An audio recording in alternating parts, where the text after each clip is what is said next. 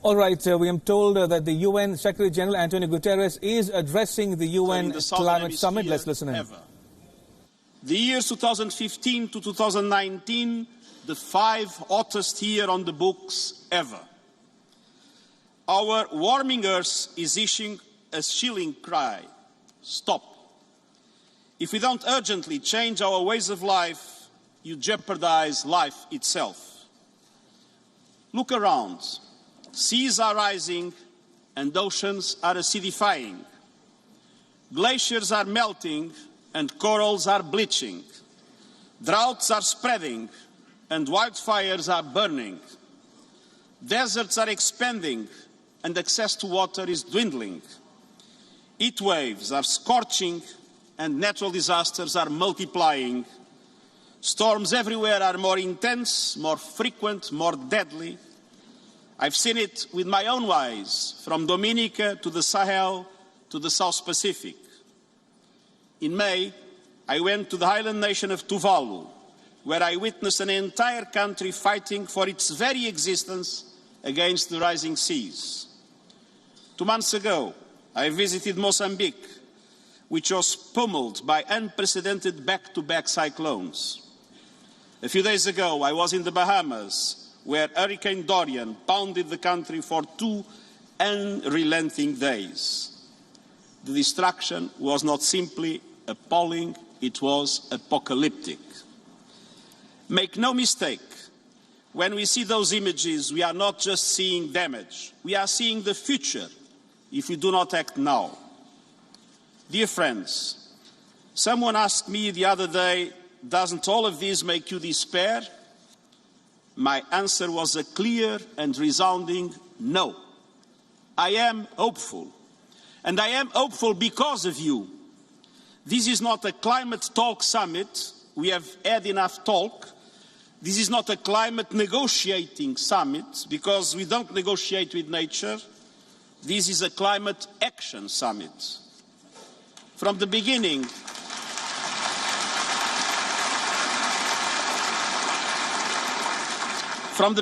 I said the ticket to entry is not a beautiful speech, but concrete action. And you are here with commitments. Governments are here to show you are serious about enhancing nationally determined contributions under the Paris Agreement.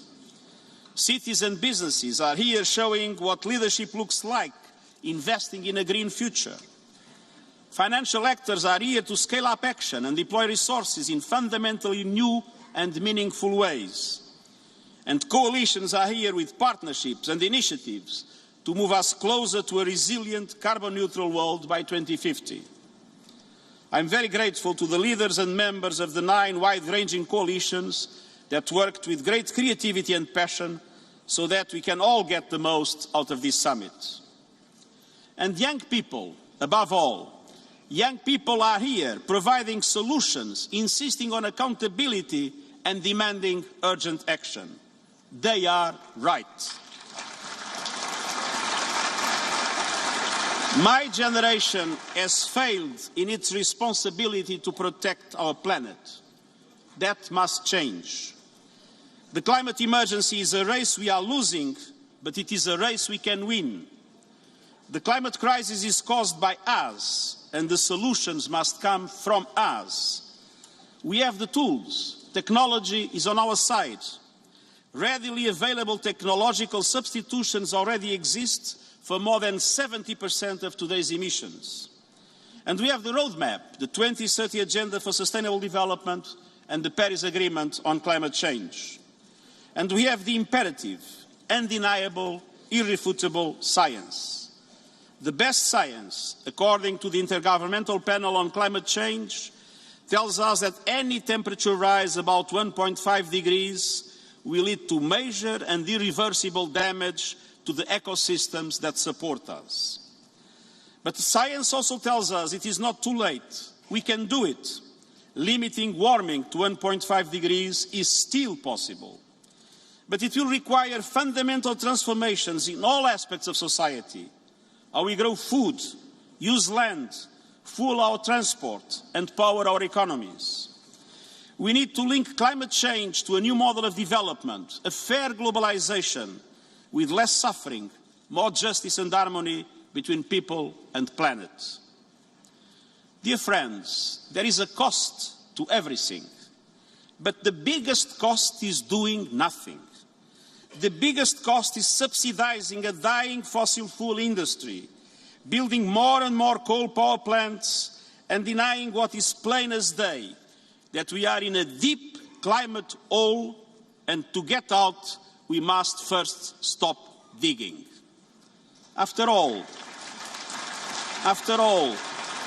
it is common sense to give is it common sense to give trillions in hard-earned taxpayers' money to the fossil fuel industry to boost hurricanes, spread tropical diseases and heighten conflict? Is it common sense to build ever more coal plants that are choking our future? Is it common sense to reward pollution that kills millions with dirty air and makes it dangerous for people in cities around the world to sometimes even venture out of their homes? It is time to shift taxes from salaries to carbon and to tax pollution, not people.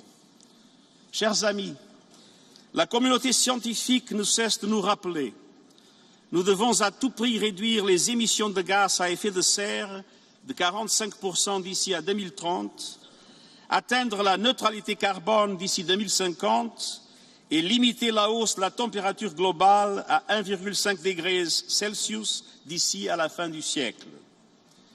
Une accélération forte des financements climatiques est donc nécessaire.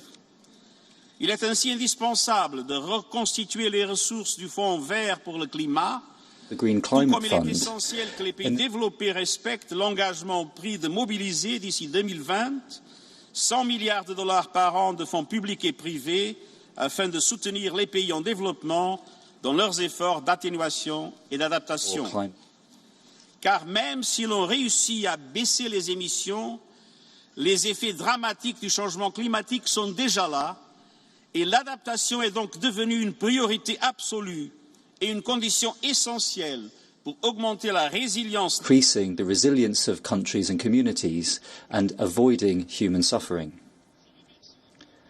I thank the countries who have already made their commitments, in particular those who have doubled their contributions to the Green Climate Fund. I call for your bravery. Let us move towards a global transformation of financing, a financing that is compatible with a carbon-neutral world.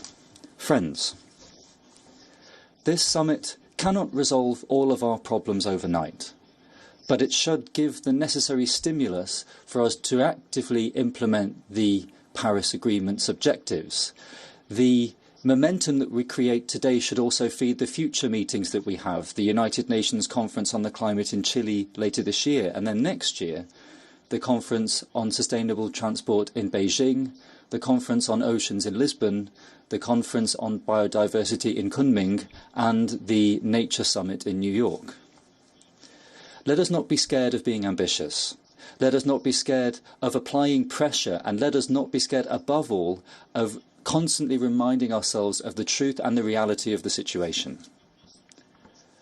Let us turn to political leaders and to those actors and give them the following message: the transfer towards a green economy will lead to better living conditions and better employment and better health, better food security and greater equality, as well as sustainable growth.